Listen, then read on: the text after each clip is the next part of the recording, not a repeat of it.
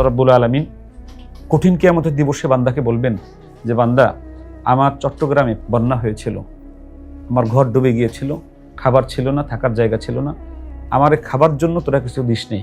এই সংকটময় মুহূর্তে আমরা জাতি, বর্ণ, দল, মত নির্বিশেষে আমরা এক হয়ে হাতে হাত মিলিয়ে আমরা বাংলার এই মানুষের পাশে দাঁড়ানোর চেষ্টা করি। আসসালামু আলাইকুম ওয়া রাহমাতুল্লাহি ওয়া বারাকাতুহু। মানবতার সেবায় উৎসর্গ হোক আমাদের জীবন। রাসূল করিম সাল্লাল্লাহু আলাইহি সাল্লামকে আমরা ওনার জীবনের প্রত্যেকটা পরতে পরতে যেটা পেয়েছি সেটা মানুষের কল্যাণকর কাজ কীভাবে করা যায়, মানুষের উপকারে কীভাবে আসা যায়। সবাই দেখেছেন সোশ্যাল মিডিয়াতে চট্টগ্রামের অবস্থা বেশি খারাপ। আমাদের বাঁশখালীতে আমাদের কিছু ছাত্র আছে, তাদের গার্ডিয়ানরা খুব মানবতার জীবন কাটাচ্ছে, আমাদেরকে ফোন দিয়েছেন যে আমাদের কাছে আসেন। আমি কোনো ধরনের কোনো মানুষের কাছে টাকা না চেয়ে, ফান্ড কালেকশন না করে, আর রায়হান পরিবার আমার মাদ্রাসার যে টাকা উদ্ধৃত হয় এখান থেকে 1 লক্ষ টাকা নিয়ে আমার তাশরিফ কিছু টাকা দিচ্ছে, আমার ভাইরা ভাই কিছু টাকা দিচ্ছেন।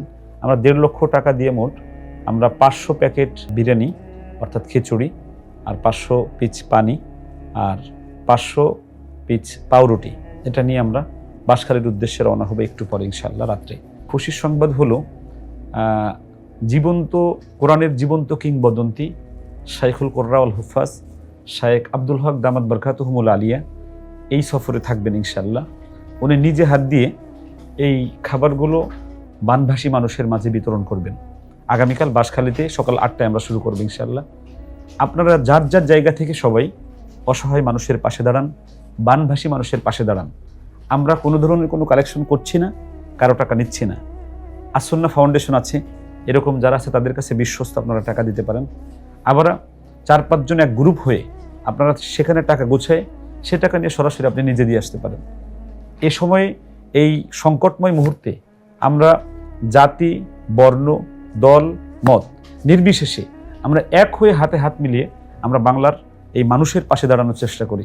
আল্লাহ রাব্বুল আলামিন কঠিন কিয়ামতের দিবসে বান্দাকে বলবেন যে বান্দা, আমার চট্টগ্রামে পানি হয়েছিল, বন্যা হয়েছিল, আমার ঘর ডুবে গিয়েছিল, খাবার ছিল না, থাকার জায়গা ছিল না, আমার খাবার জন্য তোরা কিছু দিস নেই। তোরা ঢাকায় ছিলি, তোরা চট্টগ্রামে, তোরা সিলেটে ছিলি, তোরা রাজশাহী ছিলি।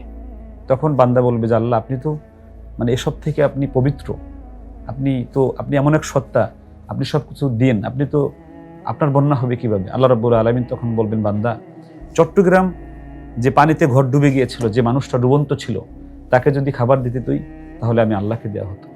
সুতরাং সরাসরি আল্লাহর হাতে যদি কোনো জিনিস দিতে চান, এই যে সুযোগ, আল্লাহকে সরাসরি যে দিয়ে আসেন, আল্লাহ রাব্বুল আলামিন কঠিন কিয়ামতের দিবসে আপনাকে ফেরত দেবেন ইনশাআল্লাহ। মানবতার সেবায় আমরা আমাদের জীবন উৎসর্গ হোক, মানবতার জয় হোক। আসসালামু আলাইকুম ওয়া রাহমাতুল্লাহি ওয়া বারাকাতুহু।